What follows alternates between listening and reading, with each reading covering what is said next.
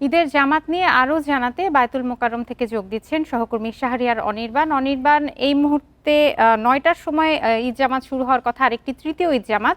তো এখনকার পরিস্থিতি কি, সমাগম কেমন দেখছেন মুসল্লিদের, জানাবেন।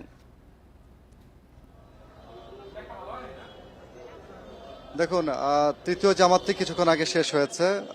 ইসলামী ফাউন্ডেশনের যে খতিব রয়েছেন আব্দুল্লাহ, উনি এই তৃতীয় পর্যায়ের যে জামাতটি সেই জামাতের ইমামতি করেছেন। কিছুক্ষণ আগে দোয়াও শেষ হলো। আপনাকে যদি এখনকার পরিস্থিতি দেখায়, আপনি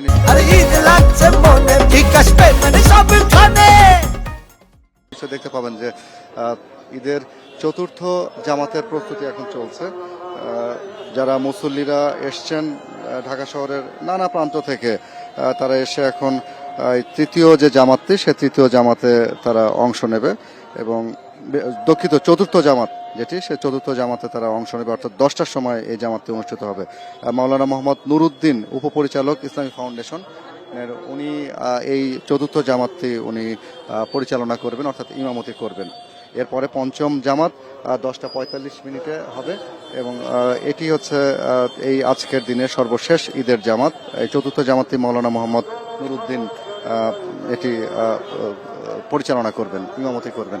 এর বাইরে যদি আপনাকে বলি, আগত যারা রয়েছেন সকাল 7টা থেকে যে প্রথম জামাতটি অনুষ্ঠিত হয়েছিল সেই 7টার জামাতের সময় এবং 8টায় এবং 9টায় 3টা জামাত শেষে মুসল্লিরা বাইরে বেরিয়ে এসে সংবাদ মাধ্যম এবং বিভিন্ন গণমাধ্যমের সাথে তারা কথা বলেছে। তারা একটি বিষয় বারবারই বলেছে যে দেশের সামাজিক নিরাপত্তা প্রতিষ্ঠা যেন পায় এবং সেই সাথে উৎসবের যে আমেজ, সেই উৎসবের আমেজ এবং এই ঈদুল আজহার যে শিক্ষা, অর্থাৎ আত্মোৎসর্গ এবং ত্যাগ, এই দুটোর মহিমায় যেন প্রত্যেক দিনের জীবনাচার, অর্থাৎ প্রতিদিনের যে চর্চা, সে চর্চায় যেন এই শিক্ষাগুলো লালন পালন করা হয়। তা না হলে পরে দেশের যে আইনের শাসন বা মানবিক একটা রাষ্ট্র গড়ার যে স্বপ্ন দেখা হয়েছিল, সেই স্বপ্নটি আসলে অনেক দুরাশায় রূপান্তরিত হবে।